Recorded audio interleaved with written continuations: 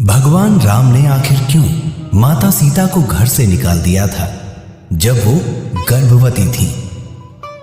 आप सोच रहे होंगे कि भगवान राम ने गलत किया, मगर ऐसा नहीं है।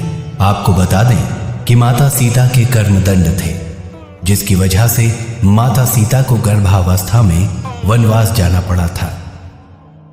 इसमें दोष किसी का नहीं था, बल्कि स्वयं मां सीता का था।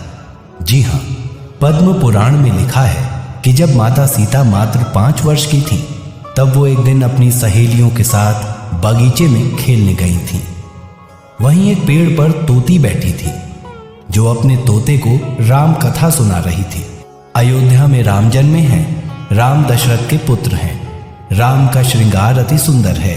यहाँ जनकपुर में धनुष तोड़कर राम सीता से विवाह करेंगे।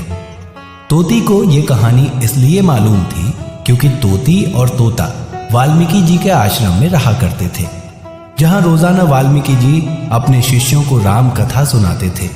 तो इस तोती ने भी राम कथा खूब सुनी थी और रट भी ली थी।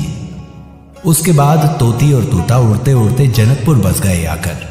जी हां, वहीं पर तोती अपने तोते को राम कथा सुना रही थी। तभी सीता ने सुना कि ये तो मेरे बारे में बता रही है।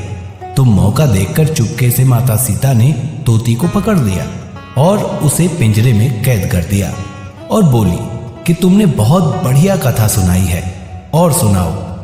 तभी तोती बोली कि बहन, मैं गर्भवती हूं, मुझे कैद मत करो। माता सीता ने उससे कहा कि मैं तुम्हारे लिए सोने का पिंजरा बनवा दूंगी। यकीन मानिए, माता सीता ने रातों रात सोने का पिंजरा बनवाया भी और तोती से कहा कि इसमें रहो और तुम्हें जो खाना हो वो बोलो, मैं तुम्हें खिलाऊंगी, पर तुम मेरे पास रहो। तोती बोली, हे सीते, तुमने भले ही मेरे लिए सोने का पिंजरा बनवाया हो, मगर मेरे लिए तो खुली हवा ही सोने के समान है। तोती गिड़गिड़ाते हुए रोने लगी और बोली कि मैं तुम्हारे सामने हाथ जोड़ती हूं, मुझे बंधन से मुक्त कर दो। मगर उस वक्त माता सीता निर्दयी और स्वार्थी बन गई, जिसके चलते वो तोती बेचारी तड़प तड़प कर मर गई। उस वक्त तोती को मरा देख तोते ने माता सीता को श्राप दिया कि हे सीता, तुमने मेरी पत्नी को मुझसे गर्भावस्था में दूर किया है। जाओ, मैं भी तुमको श्राप देता हूं कि जब तुम गर्भवती होगी तो तुमको भी तुम्हारा पति खुद से दूर कर देगा।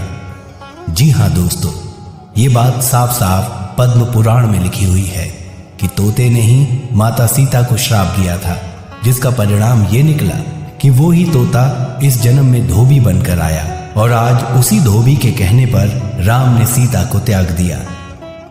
बस इस जगह दोष ना तो धोबी का था और ना ही प्रभु श्री राम का, बल्कि ये तो माता सीता का कर्मदंड था, जिसे मां ने खुशी खुशी स्वीकार भी किया था।